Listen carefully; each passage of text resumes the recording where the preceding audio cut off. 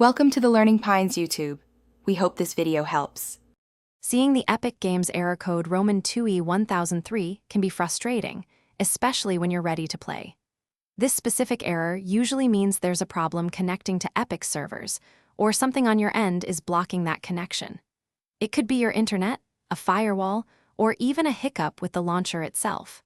But don't worry, we'll walk through some easy steps to help you troubleshoot and hopefully resolve it quickly.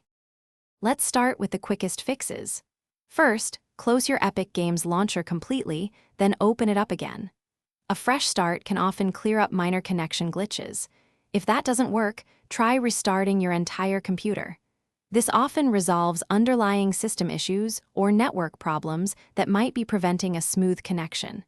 It's a surprisingly effective first step for many technical troubles. Next, let's look at your network. Make sure your internet connection is stable and performing well. Sometimes, a weak signal or a brief outage can cause these errors.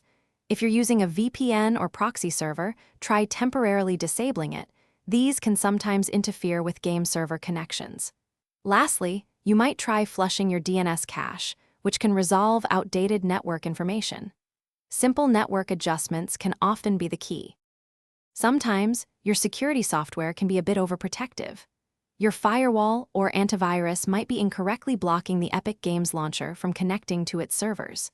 To check this, try temporarily disabling your antivirus and firewall, then launch Epic Games again. If it works, you've found the culprit.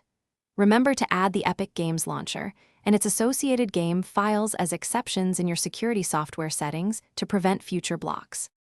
Finally, let's ensure your game files and launcher itself are in good shape. Open the Epic Games launcher, go to your library, and use the Verify option for the problematic game. This checks for any corrupted or missing files.